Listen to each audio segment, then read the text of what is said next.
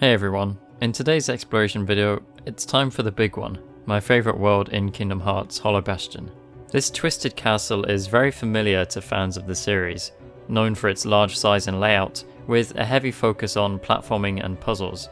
Get comfy because this is probably going to be a long one, and let's begin. Here we are at the start of the world in the Rising Falls.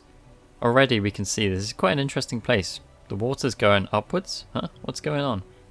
But we really get a sense of this world when we turn the camera around and we're met with this huge castle just overlooking us.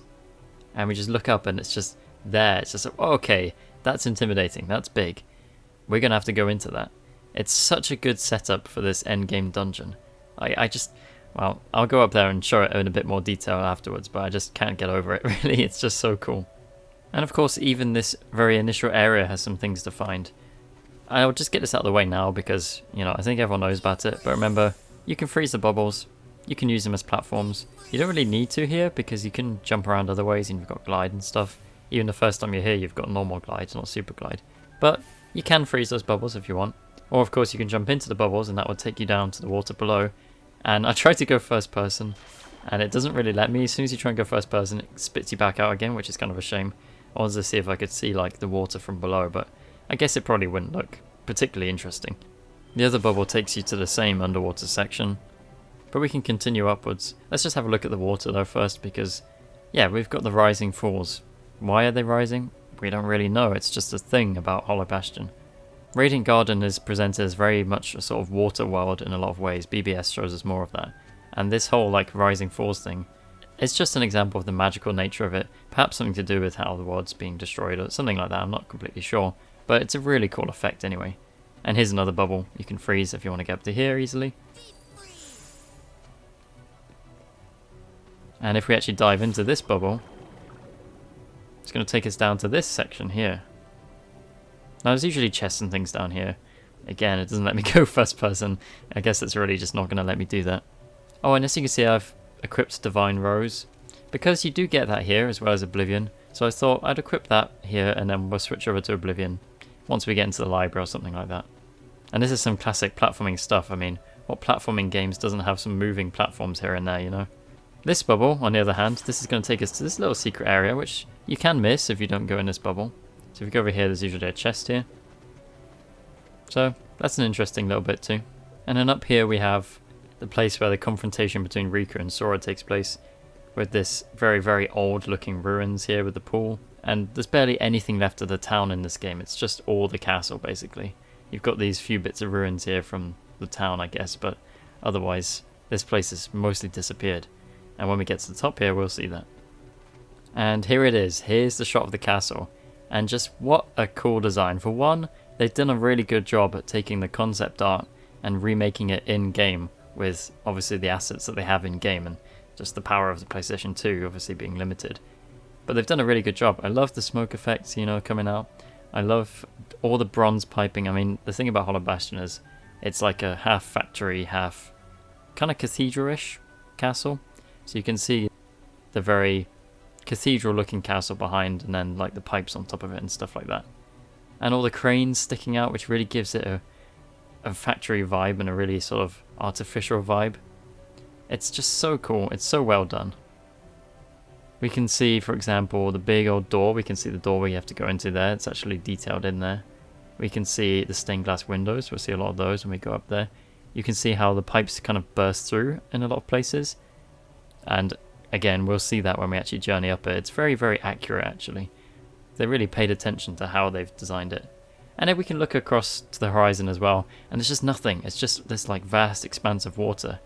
And of course the clouds. I love how the clouds look in Hollow Bastion and Radiant Garden and the other games. Although it's a little bit different because in those games the sky tends to be purple with very orangey clouds. But here we have a very orangey sky with obviously some clouds that are blended in, but we've got very purple clouds at the bottom, which is actually kind of the opposite of what the concept art shows, but maybe they just mistakenly did that. I mean, I don't mind either way. The fact that we get both is quite cool. We get a interesting purple sky, but in this world here we get this very, very sort of evening looking orange sky, which I think is really beautiful. And back on the castle we can see how it's sort of situated atop this big rock mound, and we actually get to sort of see some of that bottom area as well. They really let you explore the whole front face of this castle in this game. From the bottom all the way to the top. That twisted spire we've got at the top, the one that's twisted around, we actually go right up inside that. You'll see that later on. And of course the Heartless symbol is there just to show us that this is an endgame dungeon. This is going to be very dangerous. Lots of Heartless, big strong Heartless. Let's intimidate the player. It certainly does a good job story-wise of showing that this place has been corrupted, both by turning into a factory and also by Maleficent once she's taken it over. All in all, it's one of the coolest looking castle designs in a game, in anything. It's just such a cool design for a castle.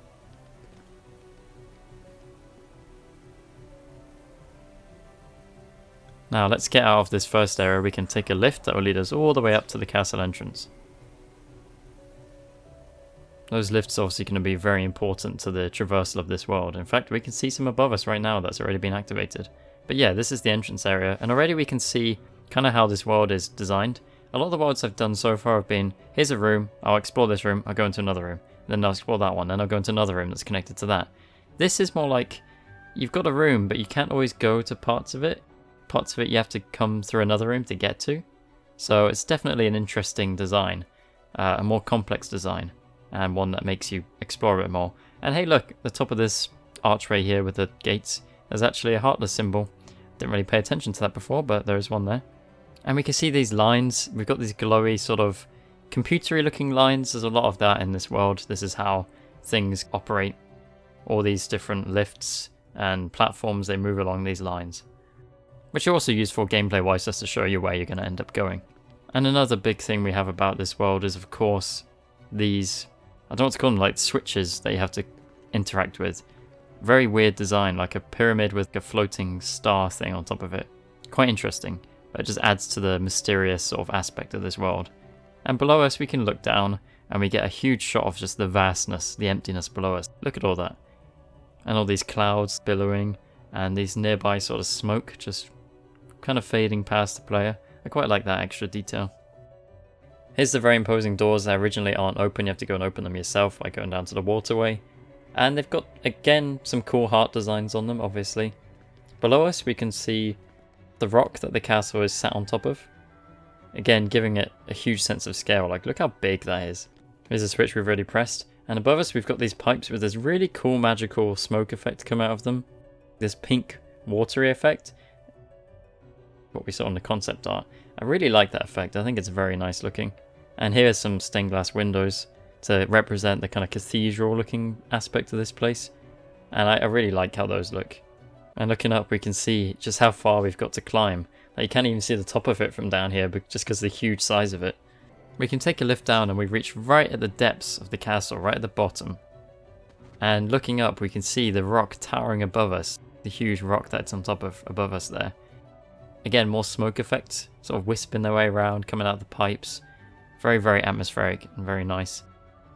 Down here is a lot of the blue rocks. And we'll see more of this in KH2, of course, like we see all the blue canyons and stuff. And not to mention the fact we're walking on water, by the way. Why are we walking on water? Why does this world let us walk on water? Who knows, it just does. It's just a thing here. Like, why not? You know, we don't need everything explained in this case. It's just an element of this world. And over here we have this little puzzle. Very, very simple. Just push a block to the right place so you can use it as a platform. And if you do get stuck in the corner, you can always interact with this. And it will replace it back there, so it won't get stuck for long. Now, the point of this puzzle is simply so we can get up to an optional area.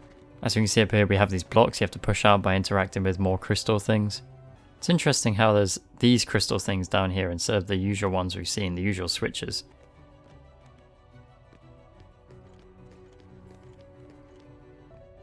And if we look up, there's this big void. It's quite creepy, there's just nothing up there. We don't know how high up it goes. And there's a lot of that in Hollow Bastion, especially just to show size and scale and just space. We've got these tiny little electronic lights in here, the only thing that's really providing any light other than just the ambient light we get so we can actually see what we're doing in game. And over there is an area you can see, and you'll probably see when you come up here, you've got that area as well, that's from higher up in the castle.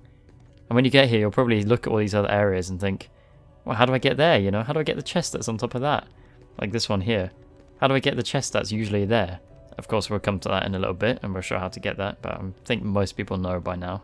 And over here's the sort of ending part where we got to press the switch. I just think it's really cool how it shows all the other areas. You can see them from other parts and it sort of teases you and you think there must be a way to get there, otherwise that wouldn't be a thing, right? And that really incentivizes exploring, which is very nice. And now we got to go into the lower area of the waterway. This is where you need to go to open the castle gates the first time. And we ride through bubbles again, as we've come to know by now. Up there you can see, well, we can see what we just saw from the top area, so... Oh, there's something there, we know there is. Let's get my magic back here, and there's a couple of little boxes, or like bits of stone, I'm not really sure. Just there's a couple of things on the table here. Why? Why not, you know? It's Cage 1, they put details like this everywhere. But yeah, let's just do what we need to do here. Freeze this bubble. Up we go. Easy peasy, once you know how, of course. And there's a chest here. It's so well hidden, probably not the most well hidden chest in this world, there's another one. But it's so well hidden it's not even listed on the Cage Wiki list of treasures. So I find that quite funny. And of course we can see into the other rooms there. Heading into the next section now, and we've got this room here. This is a dungeon. It's a kind of random little room you can go into. And Beast obviously has to destroy the blockade in front of us. Not a whole lot to the dungeon, but you can see above us there's a little thing. And these candles, by the way, you can see they're lit, and no, I can't put them out. But when we peeked into the dungeon, we can actually see they weren't lit, so it's another one of those things where, you know, they don't bother putting effects in where they don't need them. And yeah, there's this random cone thing. Of course, we know we can actually go down on that once we get to that part of the castle, but when you're first here, you might think, what is that? Why is that there? More intrigue. And we've got blue lights in here. We've got different coloured lights even. So, you know, just the amount of little details everywhere I think is really nice. Now here we have the main puzzle of the waterway, where you've got to move these different sliding grates along. And there's some green lights, by the way. And you've got to press the switches in a certain order to get where you need to go. Now, there's one very interesting thing here, and a lot of people will probably know about it, is this in here. This switch that you can't get to. Now, it's not actually a switch you can press. Like, if I lock on, you'll see I can't lock onto it. I can only lock onto the other ones. So it's not really a switch, it's just a wall decoration that's there. But it's so teasing because you think you can press it like all the others, but you can't actually get into there. There's no way to get into there with how these move around. You know, did they intend that to be something else, or is that just they wanted to put some decoration on the wall and they didn't really think about the fact it might be confusing? Either way, people definitely got confused by it in the past. I know I did. Now what we can do is run into here and then press this one and trap ourselves in. Obviously not particularly useful, but you can see how you do have to think a bit, even though it's not really a particularly difficult puzzle. So let's do it properly this time. Obviously we got to press this one first. Then we can run into here, press this one now. Of course now we're going to have this one move, but it's okay because that's going to open up another path. Running around to here, there's, again, we can see, you know, how do we get in there? But this thing doesn't move. There's no way to get into that room. It's just a thing. It's just a little decoration that confuses everyone. But now we press this one, and we've made ourselves a path to the bubble. And Dawn and Goofy are really, really smart. They're really figuring this out well, aren't they, back there? This one here will close this off, which obviously we don't want to do. I've already opened it, so it's very simple though. It's literally right next to the switch you use, so it's not very confusing. Now what is confusing, another thing about this room, it looks like you can get up there, right? Like that looks like what we had with the other bubble earlier. But there is, as far as I can tell, there's no way to get up there. You can freeze this, sure, but you can't jump up to it. Even if you jump on the grate there, you cannot reach the top. You can't hang on the ledge. I don't think there's anything up there anyway, but it does look like a place like you can go to. There's no chest or anything up there, but it's kind of annoying. You know, I just want to go up there, but we can't. There's always something I tried a few times, you know, a few years ago when I first discovered the freezing bubbles thing on the remix, and just nothing happens. So instead we just got to jump into it, and that'll take us to the final little area. The final corridor of this section. Here we have another button that when we press it, will lift the lift up. And you can see the little design here, the gears and the pipes, very rustic looking. A little short cutscene plays and we end up right at the final section. There again, that's where we were earlier, we can see in there. So close yet so far, isn't it? Like you're there and then, oh, that's where we need to go, but we can't get there yet. And here is the release that will release the castle gates and open them for you. And there's another bit of design here. I like how there's even just a little light shining there. Why? Not really much reason for it, but just little extra details just to make it feel a little bit more lived in, a little bit more like a place and not basic. I think that's something to be appreciated. Now that that's all done, we can go back to the castle gates and actually proceed into Hollow Bastion itself. Here we have the entrance hall where you fight Riku for the first time. And it's a pretty cool looking hall. The main thing here is the puzzle. Up here, of course, we have this chandelier thing. It's quite good looking. It's actually really nicely detailed and very cool. And above it, a big old void, of course. And the rest of the room is just, we've got floating platforms you have to activate when you do thunder, of course. The fountain, that's where a piece falls out, the emblem piece. You have to assemble a heartless emblem to get into the next room. And we can see this really old gothic design. I mean, look at the door here. A very weathered looking door. And these statues, they're quite odd looking statues. You know, they don't have legs. They just kind of come up from a cone. They look like suits of armor, but you wouldn't really be able to wear them because they're quite solid. So it is more of a statue holding a pike. Yeah, definitely interesting. It does make me think, who designed this? Well, obviously it's someone in Radiant Garden. You know, but who built the castle? Maybe Ansem's castle, but did he build the whole thing? It doesn't seem likely. What's the history here? You have to wonder, don't you? The fountain where one of the puzzle pieces spits out. On either side we have these animal statues of some sort. These urns we can break, and we can even get high potions from them. That's quite nice, to be honest. It is late game, so I don't know how useful it might be, but I mean, I use high potions most of the game, to be honest. Another look at that chandelier. It's just so nice looking. The detail work, like all the different patterns and designs. And here's a look at the platform that moves up, of course, with the lightning bolt on it, just to make it obvious for you. Here's the door to the library. Probably one of the coolest areas in here, actually, the library, because it's a safe area and, well, it has some really nice looking windows, but I'll show that when I go in there. And of course over here is probably the most well hidden chest.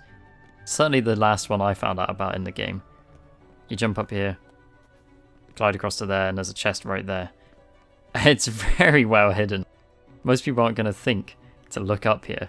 Like, who's going to stop and look up? Who's going to, like, jump onto that ledge, you know?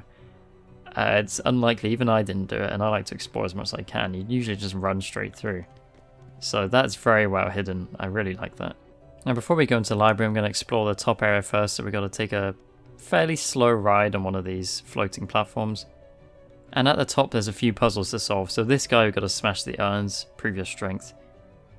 All these candles we've got to light with fire using magic, and you actually have to do it. And we can't put them back out again, unfortunately, with freeze, even though they were ones you could light in the first place. Oh, that's a thing, I guess. I suppose there won't really be much point putting them out, but you know, not everything has to have a point. This guy you have to move. You can't move him anymore. Again, they all get kind of stuck. And over here we have something we had to use thunder on. Pretty obvious you have to use thunder on it, but if you're not thinking about your magic in terms of using it on the environment, well, you probably should by this point. It's KH1. It's like nearly every world gets you to do it. Let's just look up again at that void. Like, man, look at that expanse of darkness up there. Instead of putting a ceiling on, they leave it like that, I assume, just so that you're not sure about the scale, not sure about the actual size of the room above. And now into the library. And the library is obviously in a different configuration because we've done the book puzzle. Usually you'd go to the left and you'd go forward and collect the books. Once you've done the whole puzzle, unlocked everything, it would look like this instead. Up here we've got, like, you can see like the stuff on the ceiling, the pipe with little drips of water kind of splashing out of it. The chandelier with little glowing points on the candles, even though they look more like crystals maybe, taken from below that are used in the chandelier, I don't know, potentially. And here are some of the books. They've got odd names. They don't really mean anything, I don't think. They're just random words that they've used for the names of the books. And you can see the decoration books. Obviously, they're not actual objects, but we can't make out anything. You know, they're just scribbles. But just to make it seem at a glance like there's a whole bunch going on here. I do like to imagine what sort of ancient secrets they could contain, though. Over here's a little table and a chair, just so you can get a book from it. That's basically why that's there. But also just adding to the feel of the place, like it's an actual lived-in place, of course. Who was the last person to sit on that chair? Yeah, I wonder. And here, of course, is where Kari and her grandmother were seen in that flashback. Clearly this is where she took her and told her that story that she loved. And that picture on the wall there, very abstract picture for sure, just looks like some mosaic. We can talk to Aerith, of course. She says some things that might not make sense in current Kingdom Hearts anymore, but it's fine. Same as Leon over here. I don't know what he's staring at some books, I guess. And here, this is where it's really cool. I mean, just look at these windows. I have to stop and have a proper look at this because, oh, the light effect is so nice, like the warm glow. It feels more homely. The rest of Hollow Bastion is very creepy, very eerie, and imposing place. And here we just get a place where there's no Heartless, and we get this really beautiful light coming through these stained glass windows, very cathedral look to it. It's quite nice. Up the stairs we can talk to Belle. Here's another desk with nothing but a lamp and a little ink pot on it. And around here we have Yuffie.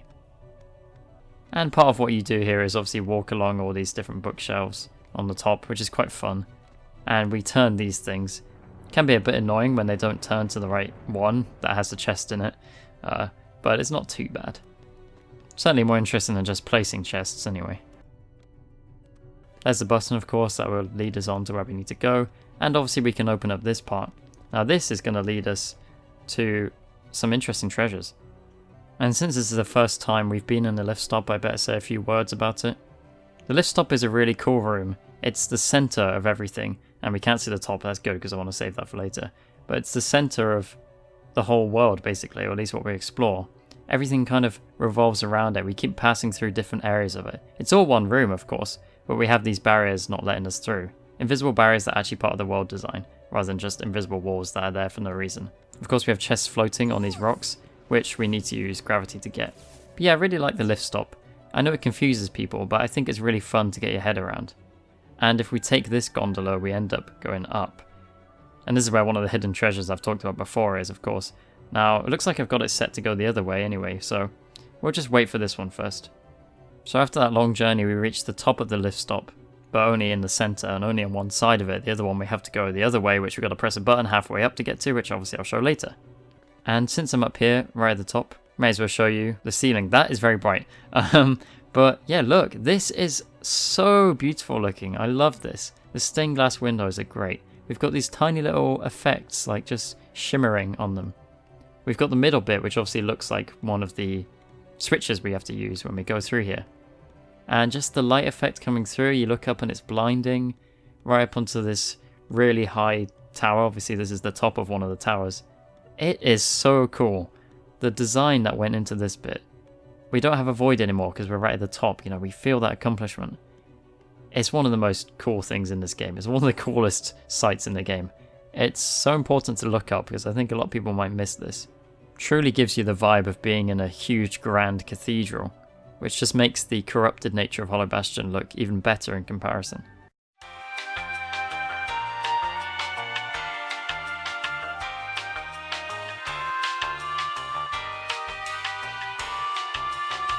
From down here, of course, we can see up there where we just were. And there's not a whole lot else to see there, so we may as well just move on now. But first, I'm going to equip Oblivion because I think it's about time. And, you know, since we're getting rid of Divine Rose, we may as well swap Beast in because we should really give him a chance to explore with us. Though, admittedly, he may get in my way because, yeah, he's very big. Okay, now let's move on to the next area of the castle. As we can see, we have a lift stop here, and one of them actually goes down. Now, this is going to take us down to what I mentioned earlier, which is down into the Waterway from another way. We can get a look at the cage here, and all the spiky thorns, very Maleficent looking, even though these probably existed before her time here, but still, obviously in Cage 1's style, this is designed to look like a creepy castle. And you can definitely see it with these cages. There's another one of those cone things that travels downwards. See, we're back in the Waterway now. So this is a very large area of the Waterway. And we can see through to the other areas we've already been in. Now here, this one's going to lead us up. This is the one we saw. Here we are. We're in this little section of the lift stop. And there's a button here you can activate. And this one will take us back down into the dungeon. Now, I don't really want to linger here or go into the other room because I have a feeling this might disappear and we'd have to go back up the other way. But yeah, there's a little shortcut back down there. I like how that's connected. It's not really necessary, but it's just a cool thing if you're here and you want to get back down there quickly for whatever reason, where you can do it. And you know, finding those little connections is always kind of a nice feeling. So we can go back to this part of the lift stop and we can actually switch the direction of the lift and it will take us up instead. We get spun all the way around and we're up here. Now again, this is mostly just so you can get a chest. Just a little optional area, a little extra puzzle for you to solve. Now let's actually continue on and start climbing the castle properly. And here we are on the other side of the entrance. Here's a reason you need to be careful while doing this. I tried to see if I could swipe this guy and look what happened. I almost fell off. Nice thing about this, of course, is if you fall off, you don't die or anything. There's no fall damage, you just end up back down at a different level. In this case, we'd end up at the base level and have to work our way back up again. Which is annoying, but it's not the harshest punishment ever. So yeah, the other side of the entrance. Not a lot we haven't already seen, to be fair. And over there is an area we can use our glide to get to. Another nice view of the skybox. You can really see the curvature of it actually here. It's just so desolate and empty out there. But it kind of works for this world, you know. It's not just a case of something like Agrabah maybe seeming a bit empty. This world's meant to seem empty. It's on the brink of destruction. All that's left is the castle. That's the whole point of this place. We can jump onto this, or we can go over to the ledge and have a proper look at these stained glass windows. So I accidentally fell down, but it's actually okay because there's something in the entrance hall I forgot to show. And that's the fact you can actually slide down the banisters next to the steps. You can just slide down them. Not particularly well because they're curved, but it's just an extra little neat detail, like a little mechanic they put in there that they really didn't have to, but it's just kind of fun to find for yourself. Now if we take this lift up, we're going to end up a little bit higher and we can travel across to the other side of the castle. Now up here at the Great Crest, we can see that's where we travelled on the lift earlier, and given the name Great Crest, yes, it makes sense because here's the Heartless emblem, the big crest on the front of the castle. We go on this big lift and it's going to take us across the other side. Obviously it stops moving halfway through and the Heartless appear. We got to deal with them and then press a switch and it moves again. But anyway, here's the Great Crest itself. Here's the Heartless emblem. You can see the cogs that are kind of behind it. And you know how it's like half made up of the real castle and half of the factory part. It's a very cool looking Heartless logo. And below we've got the entrance looking quite creepy down there. And above we have the blocks we have to move. And yeah, I like how these archways, I've said about these already, but these archways that appear a lot in Hollow Bastion throughout the series, they're quite, I don't know, there's something kind of creepy about them, how they just seem to lead to nothing. What's down those corridors? I mean, we can see kind of there's nothing, but I can imagine there was doors or little secret passageways. You can just imagine all sorts of stuff. It really feels like in the game, what we experience and what we explore is just some of the castle, but you feel like there's more, maybe on the backside or something like that. And above us we have all these lasers pointing at each other. And one thing I want to pay attention to is you can see how these pipes have burst through the normal castle here. You see the cracks where all the pipes have come through and it's all coming apart. I really like that look. There's a really deep crack there. Another lift stop to pass through, once again showing your progress, showing how high you've come. And this time we're going upwards again. We end up on the upper ledge of the Great Crest on the right side of the castle. And you can see around there, it really looks like there's somewhere you could maybe get to. Like that obviously, it doesn't actually lead anywhere. Like you can actually see the fence just stops. It does make me think like what would be around there in terms of, you know, story-wise, in terms of how the castle is meant to be. Not thinking about gameplay, like what's around there? Is there another door? Is there more secret areas? You know, just sort of gets your imagination going. But this is a rather simple area. It's the last part of the Great Crest. We're going to be moving up to the high tower after this. Now that we're so high up, we can actually see that the skybox has changed. We can see genuine mountains in the distance, so there is some land still going here, but it's very far off. Up there is some different castle designs of this tower. Not something we see very often. We see these sort of loopy symbols, and then we see the crisscross shape. So that's kind of unique. You don't really see that too much here. It's mostly that tower. And like with the Great Crest, we've got to go through a lift stop to get to another part of it.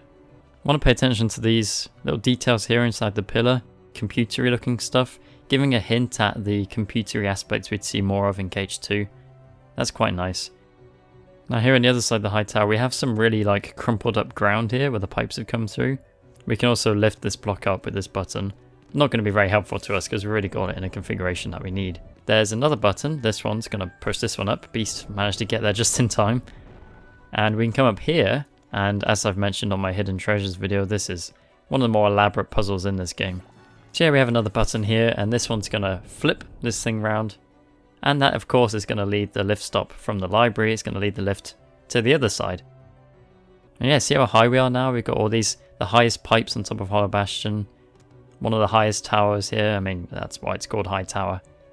And there is something a little bit extra to show here, of course.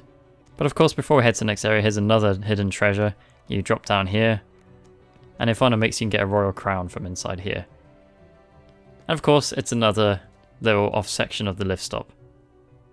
I really like this design of the main pillar. Like, it's so weird and crazy. Like, there's all these different shapes and pipes and computery bits. Of course, once we leave here, there's really nowhere else to go. We've just got to forfeit and jump off. But we can glide around a bit. We may as well. So we can get a nice view of the castle from outside it here. Beast can't glide. He's walking on an invisible floor. Just noticed that. So I guess that shows us there's an invisible floor down there which they actually land on. But now we really must move on, and we're getting right to the top of the castle now. Just through this small section of the lift stop, we'll end up in the castle chapel. This is a really, really cool room. I mean, look at the ceiling. Look at that. Just like we had the really nice looking ceiling in the lift stop, we have this one. Not quite as nice, but the lighting effect is very cool. The colours, I like the blue especially. And we've got all these like orange flamey bits around, very Maleficent. Obviously this is her base of operations. This is where they have the meetings, the Council of Villains. And this is where we fight her for the first fight, of course. But it's so... I don't know how to describe it. It's just gothic and very old looking, of course. Over here we can see what must be a Maleficent influence with this rose and the thorns. We have these statues of some sort of creature. We can't jump on them, unfortunately. And you know, the name of this place is Castle Chapel, which really fits with the whole cathedral, churchy vibe that Hollow Bastion's going for, at least with half of it. Because a chapel's like a smaller area of a church, or it's just a small place of worship with an altar. On the wall we have another Heartless logo looking a little bit different than the others. And of course we have the princesses who are all here talking and give some advice and just some general background detail. I just wanted to take another look at that ceiling because it looks so nice, but before I stare at that too long, we've got one final section of the lift stop to move through. You can actually fall down to another bit there. But we end up in the Grand Hall, of course. Now, I'll go into the other area of the chapel. I know that's another little bit, but we have to do the Maleficent Dragon boss again to get to see that. But the Grand Hall, the final stage of Hollow Bastion, the place where that very, very memorable cutscene with Riku happens, Sora sacrificing himself, it's a very important place in just Kingdom Hearts lore and story. The giant keyhole there, the keyhole to end all keyholes, the big Heartless logo on the floor in front of us, that symbol there, we're not quite sure what it is. As you see, this Heartless logo is very pure. It's literally the red and black Heartless logo that we've come to expect. And on the left and right we have these braziers with blue flames coming out of them, quite magical looking.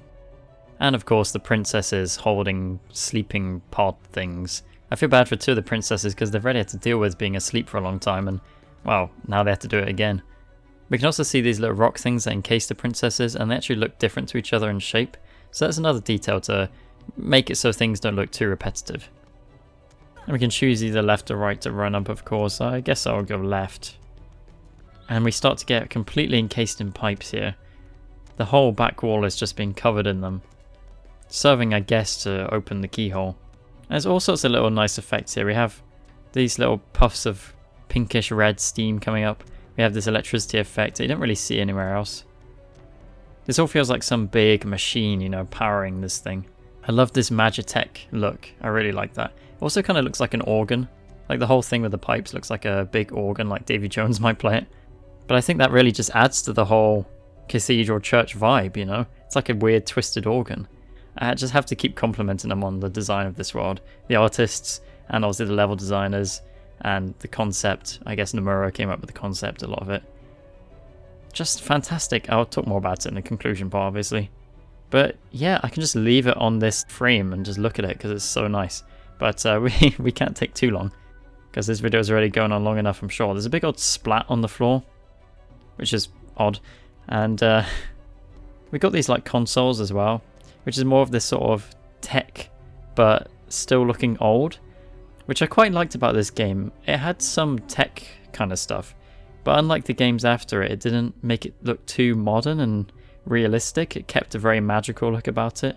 A very fantasy look rather than going too sci-fi. Which I prefer for Kingdom Hearts. I don't like Kingdom Hearts going too like modern or sci-fi. Which I know, given what's going on recently, might be a bit of a problem. But, oh, we've got a little floaty area here. We get Sora to float there. But unfortunately we can't jump up to those little sections. And of course up here we have Kari's pod and where we got Oblivion. Not too much to show there, but it's a little extra reward, and you can certainly miss it even when you come back here. If you come out of the dark depths and you don't see it, well, yeah, you might miss Oblivion, but I think most people do see it. And finally we can actually go back into the dark depths. It's not just for the Behemoth boss fight. There's not anything in here, and for some reason when we go in we sort of get teleported to halfway through the room. And there's a weird visual effect where you zoom and do first person Sora. It goes all purple for a second.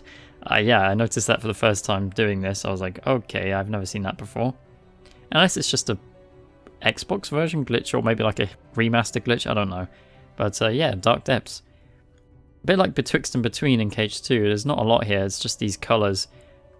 But hey, it's pretty nice looking. Very mysterious. And I like the sort of warpy effect that's going on. And I like the door. It's like just, it barely even looks like a door. It's just this green arch. But with that out of the way, we're done for everything we can explore normally, which means there's only one thing left to do. And that's refight Maleficent Dragon, go on a different save file obviously, and have a look at the final little section of the chapel. And Maleficent is dealt with for now. And this is the final section of the world that we have to find. And it's a limited time room, of course. You only go in here to fight Maleficent. You get to be in it for a bit longer afterwards, which I appreciate, which allowed me to do this, although the thorns are gone now because Maleficent's gone. And of course you fight Xemnas here, or Unknown, in the final mix version. And this really is the absolute height of the castle. As we see, we look up, it's one of those twisty towers that we're in right now. Definitely not the prettiest end. It's not a really nice looking ceiling like some of what else we've had, but this is definitely one of the more corrupted parts. We can see that by the windows, by the just general shape of how twisted it is, and of course by yet more pipes. And also lots of holes in the wall as well. It looks very run down and, well, like a ruin, which it is, I suppose. On the floor we have a very cool big design on the floor here actually. Again, not a plain floor. Pay attention to the floors and ceilings in Cage 1 because they do put details on them, especially in built up areas. They don't just leave them kind of plain looking. And we can actually see the skybox just outside, obviously, with the orangey sky. And in the corner there's the portal that will take us back to the normal part of the chapel. But that is about it. Hollow Bastion. Oh, this was a very long one. And for good reason, because it's a very big world. It's the biggest in this game. And as I mentioned, it's my favourite in Kingdom Hearts, so it really deserved all the attention I've been giving it. And it certainly got a lot of attention from the developers as well. They knew this was the second to last world, the last dungeon kind of world really, because End of the World is very much a gauntlet world, you run through a lot of Heartless. This is the last properly designed one. And for a game that came out in 2002, it's very, very well designed. I can't say much more. Like, the amount of effort put into it, all they had to work with was rooms that they can't make too big, they can't put too much in because of technical limitations. And yet they managed to make it work in such a good way. They made the fact that they have small rooms and thought, okay, how can we make use of that? Let's connect them together in really interesting ways. Let's have a shortcut back down to the waterway. Let's have these lifts, this big lift stop, which is all one room, but you go to different parts of it. And the invisible walls aren't actually just game mechanic invisible walls, but they're integrated into the world. They're part of the world. And let's have treasures abound, hidden stuff everywhere. Let's have it feel really dangerous because of the Heartless and also because of the fact you can fall down, of course. And while the wyverns can be a bit irritating, you know, some of that design is a little bit like, oh, okay, that's a bit harsh. But I don't think it's too bad. The visual elements here, loads of little cool animations like the smoke. The backdrop being really mysterious and eerie and very empty looking. Like I've mentioned, the cross between a very grand and old cathedral and a twisted factory. That's very cool. I love that. That's actually probably the thing I love the most. Because it's not just a castle. You know, you have your castles. You have your generic, kind of looks like medieval England castles, whatever. You have your fantasy castles, which are more grand, obviously, and bigger than they would ever be in real life. Which are cool, of course. But this is unique. This is something that I just can't really compare to anything. Maybe there's something like this out there. People, you can tell me if there is. I don't really know about any. But like a big cathedral, which also has pipes and steam and factory kind of style stuff in it, but also has computery style stuff, like all those wires we saw running through. There's some steampunk stuff here, there's some sci-fi stuff here, there's some fantasy classic stuff, like it being a castle. I don't need to say much more. I think this probably almost 50-minute video is enough for me to say about this world. Also, I just want to show off this map that was sent to me on Twitter. This is a custom map that was actually made by this YouTuber, Rebellious Trico. It's very accurate, it looks completely right for Hollow Bastion, and it's in the style of KH2's maps. And I love this. I love it when people make maps like this for worlds, because it's something I can't really do because I'm not an artist or I'm not very good at drawing this sort of thing, as you probably saw with my Monstro map. So to see this, I was really happy to see this because I think this is a very nice map. If you watch this whole thing, thank you, because yeah, it's a long one to get through. And most people don't watch videos for this long, but you know, it's not something I wanted to just kind of flick through and just be like, oh yeah, let's just quickly look at everything. We don't want to go on too long. I think this world deserves the length I've given it. So with that said, next time will be End of the World, and then we'll be done with KH1. So End of the World, I'm going to stream that like I did with this. Of course, it probably won't take as long, but I'm also going to be looking at the final boss area with the World of Chaos, of course. So if you want to come join that stream, that'll probably be on Wednesday. But otherwise, as always, thanks for watching. See you next time.